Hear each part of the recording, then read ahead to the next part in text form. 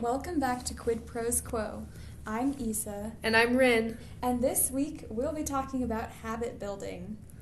Super important topic. I feel like a lot of people like to cover this and give all sorts of advice. I've definitely received advice, both good and bad. Yeah, exactly.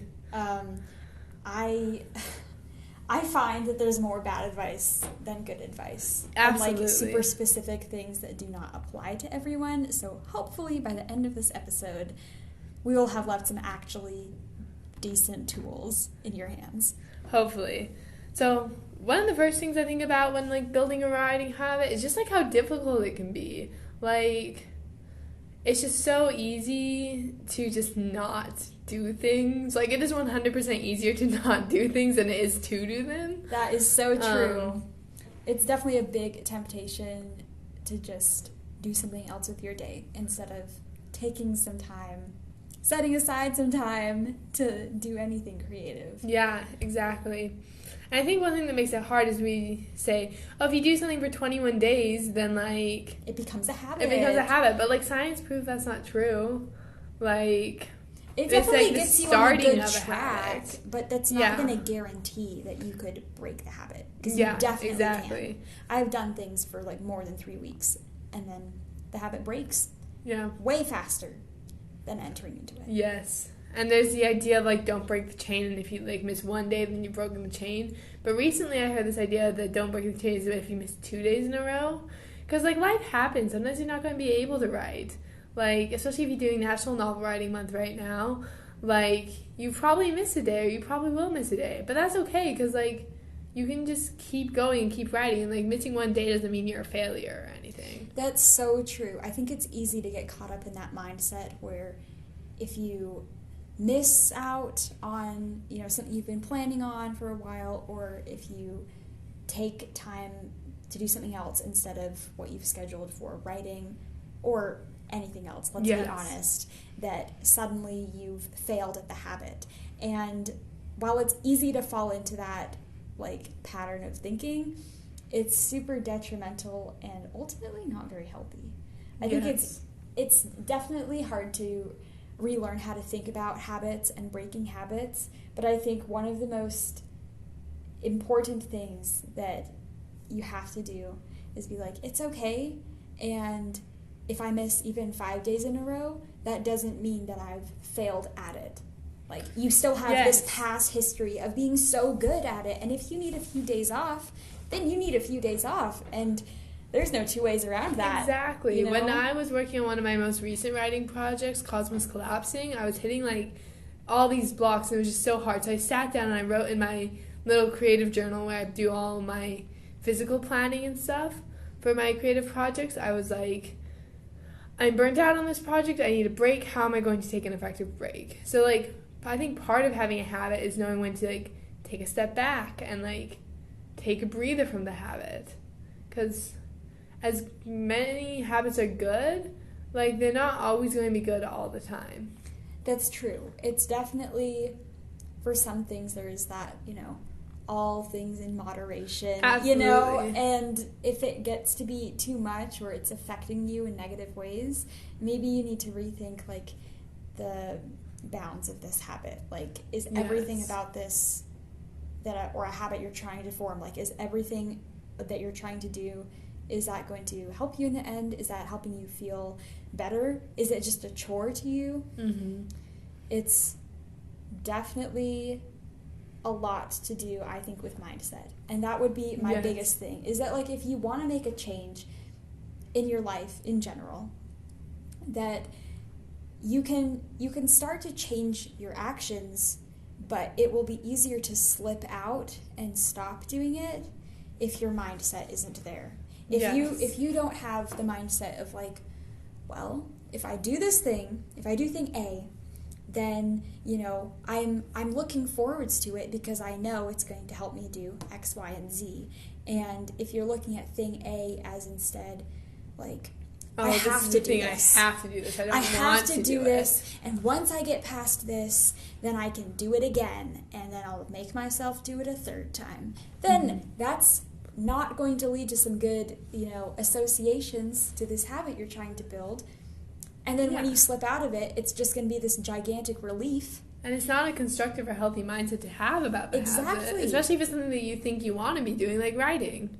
Yeah, and so once you feel the relief or the release from breaking out of it, you're not going to want to return to it. Yes. So if you approach it in like this like healthy way, like you would for any relationship, Mm-hmm. you know, like if you think about like hanging out with somebody, you know, if you tell yourself that you can't wait until you're done seeing them for that period of time, you're probably not going to want to keep like hanging out with them. Yeah, And, like why would you even keep that person in your life why if you're would not you? excited to like see them? But like if you are excited to, and if you are like invested in thinking positively about somebody, then, you know, your relationship going forwards, you know, I'm not guaranteeing that this is a good thing for like every single relationship, Mm-hmm. but you know, if you moving forwards, you will find it easier to keep hanging around them, to keep meeting up, to keep writing. Yes, absolutely. One of the things that's keeping me writing during this National Novel Writing Month is something my therapist said, actually. So listen up, here's some free therapy. Do something you love every day. And I'm super busy, like, with school and with work, and I'm just, like, constantly swamped. And often the one, like, fun thing I get to do every day is write. And because I'm seeing it as something fun, it's taking me less time to get down my 1,667 words. I'm enjoying it more. It's just, like, this is probably my best NaNoWriMo ever, and the pacing of the novel is going so good, just because I'm enjoying the process. Like, everything is falling into place so nicely. Absolutely. I definitely think that that's a good way to just make sure that you are, I don't know, having like balance in your Yes. day, so that it's not like all like these like horrible things that are dragging you down that you have to just like muddle through. Like if you do things that you find fun, Mm-hmm. it makes it easier if you have a balance, like a range Exactly. of, you know. Like, some habits aren't very fun. Like, I don't particularly like flossing, but I know it's, like, important and it has a good payoff, because then the dentist doesn't tell me, like, you need to floss more. Which is just, like, I think a universal experience. Side story, my dad, like, flossed every single day in between his, like, you know, biannual dentist appointments. He missed, like, 2 days, and the dentist still told him that he wasn't flossing enough. Wow. Yeah. So, wow. yeah. How's that for motivating habits?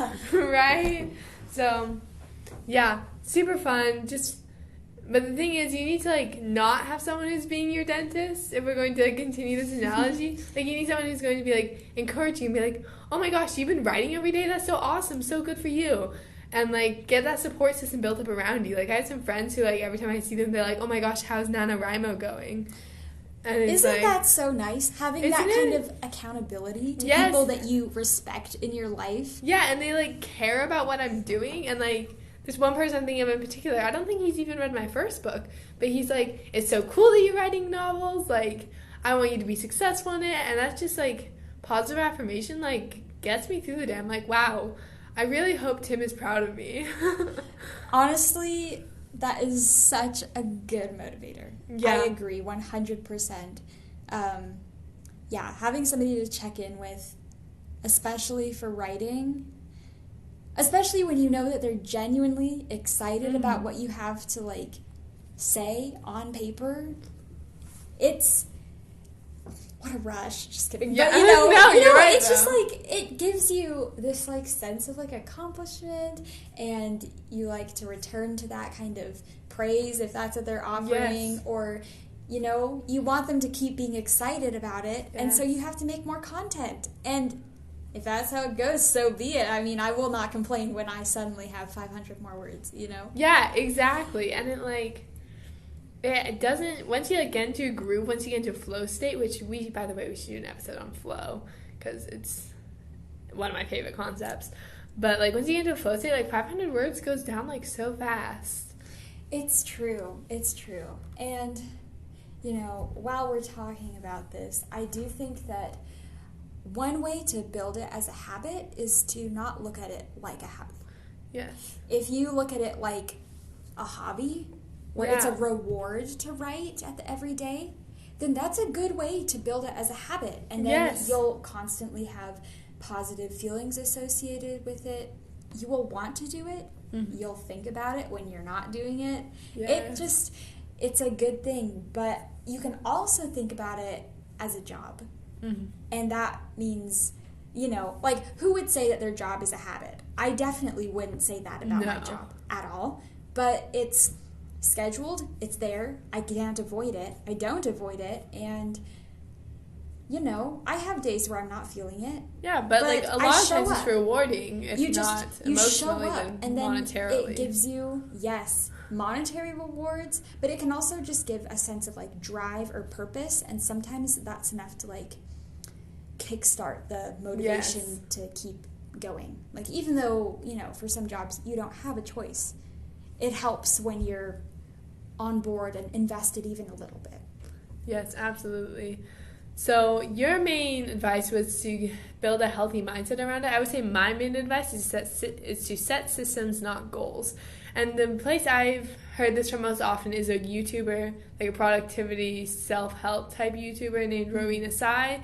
And I know she got it from the book Atomic Habits by James Clear, which is another great book, and I recommend it. But she says it in such a great, digestible way. And the idea of setting systems and not goals is to set a pattern of behavior and not just a goal you want done. So if we apply this to writing, your goal is like, oh, I want a finished novel by the end of November if you're doing NaNoWriMo. Or at least I want 50,000 words in my novel by the end of November. Right. But the system. The system is like how you get to the goal. So it's like, I'm going to write for 1 hour every day. And I'm going to like maybe time block this time, or I'm going to say, okay, well, I maybe can't find an hour straight, but I can do 20 minutes on the bus or train as I commute to work or school, and I can do 20 minutes at lunchtime, and I can do another 20 minutes as I like go home from work or school. So like just setting aside the time and the system to like actually achieve your goal will be so much more productive than like just saying I want to write a novel, because like I want to write a novel doesn't get you to where you need to be, but the system will actually get you there. That's true. If you pick a system and you start to try to implement it, I do think it's easier for it to be a habit once you've kind of broken down the steps. You understand what's going into it. You're not just tackling it with no forethought. And then it's easy for it to be repeatable.